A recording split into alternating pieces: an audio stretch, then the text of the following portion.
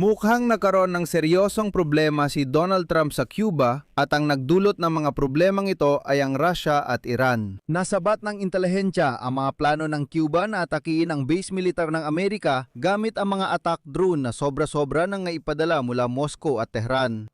Iniulat na bumili ang Cuba ng mahigit 300 military drone mula sa Russia at Iran at nagsimula na ring talakayin ng mga plano ng pag-atake sa base militar ng Amerika sa Guantanamo.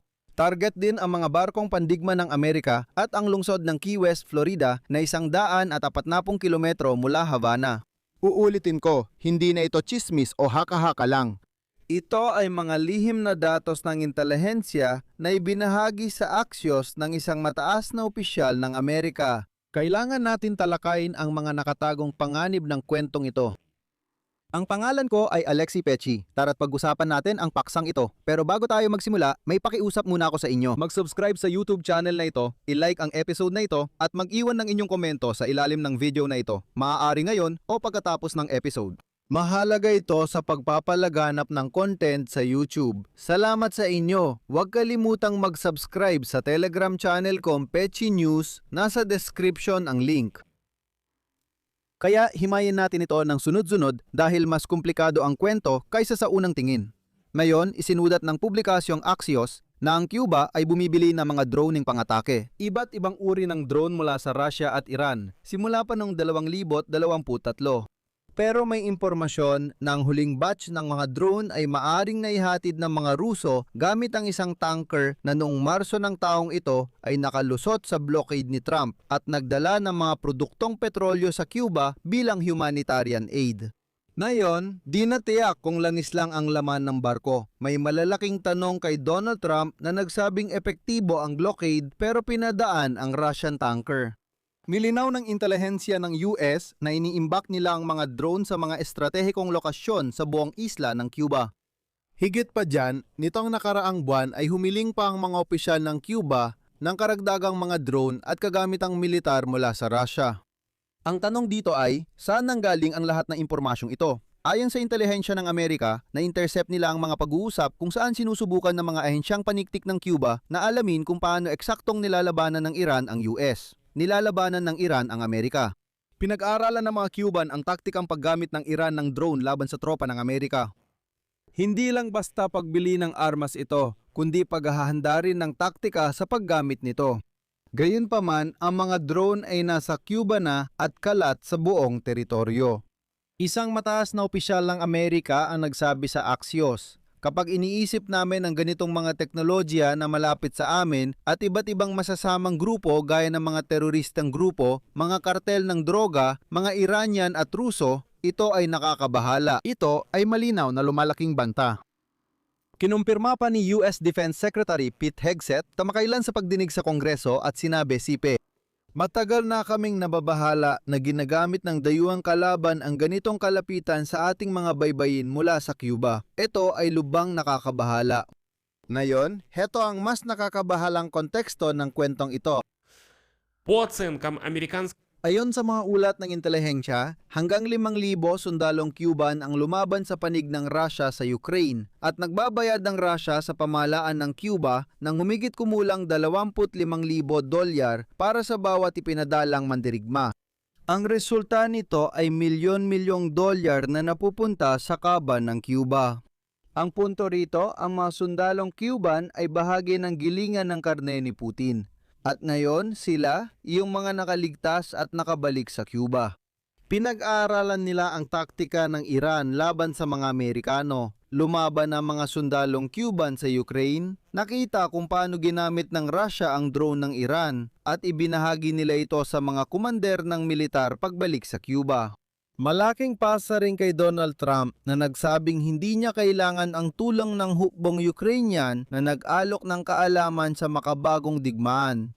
Ngayon, ang kronolohiya ng mga pangyayari na talaga namang nagpapaliwanag sa lahat ng mga pagtagas ng impormasyon mula sa intelihensya, sige, ilagay natin sa panipi ang salitang pagtagas.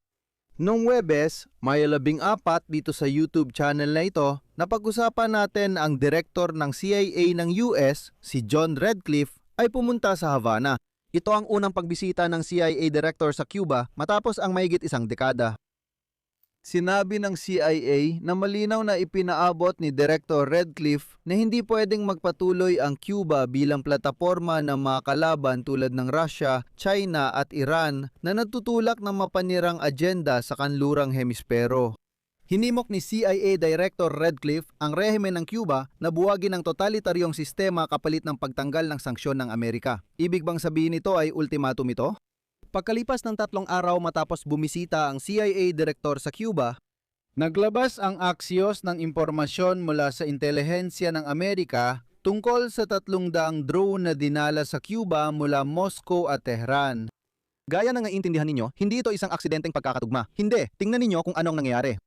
Ang pagbubunyag ng impormasyong ito ay nangyayari 2 araw bago balak ng kagawaran ng katarungan ng Estados Unidos na isa publiko ang sakdal laban sa 74 na taong gulang na dating leader ng Cuba na si Raul Cobzon. Dahil sa pagpapabagsak ng mga eroplano ng Organisasyong Mga Kapatid sa Pagsaklolo noong 1976, 4 na mamamayang Amerikano ang namatay noon. At ngayon, may kasong isinampa laban kay Raul Costra para sa pagpapabagsak ng eroplano para sa krimeng halos 30 taon nang nakalipas. Sunod ay ang ultimatum ni Redcliffe, ang direktor ng CIA, at ngayon pati na rin ang pagbubunyag ng impormasyon ukol sa 300 drone. Magkakaugnay ang lahat ng ito at malinaw na sistematikong panggigipit, hindi hiwa-hiwalay na pangyayari. Ibig sabihin, sinasabi ngayon ng Estados Unidos na nakikita namin ang lahat at handa kaming kumilos. At dito, magiging tapat ako. Maaring magsilbing dahilan para sa aksyong militar ng Estados Unidos ang impormasyong ito mula sa intelihensya. Mahalaga ito dahil ganito rin ang nangyari bago ang operasyon ng Amerika sa Venezuela. Una, intelihensya, sumunod, diplomatikong presyon, siya kapagkilos. Ganon din ang pattern dito. Si Maduro ay natanggal sa kapangyarihan noong simula ng taong ito.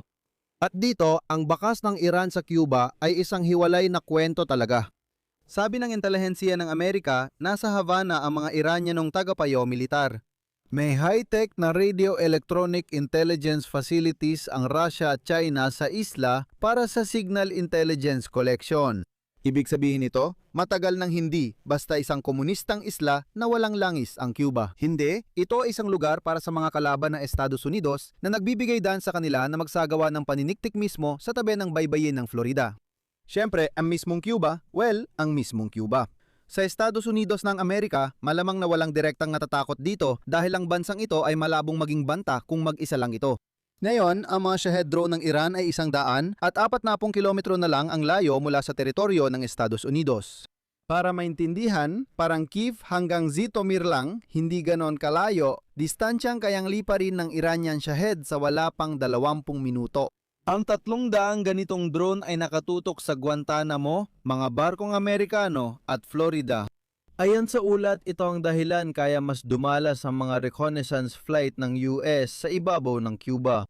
Kaya lalong lumalala ang sitwasyon sa Caribbean. Dito ko muna puputulin. Ang inyong opinyon at mga konklusyon, gaya ng dati, ay isulat ninyo sa mga komento sa ibaba ng episode na ito. Mag-subscribe kayo sa channel, pindutin ang kampanilya. Napakahalaga nito para makatanggap kayo ng mga abiso at hindi ninyo mamiss ang mga bagong episode. Mag-subscribe din kayo sa Telegram channel kong Pechi News, nasa video description ang link. Kung nais ninyong suportahan ang channel na ito sa YouTube, pwede kayong mag-donate gamit ang mga link at detalye sa video description.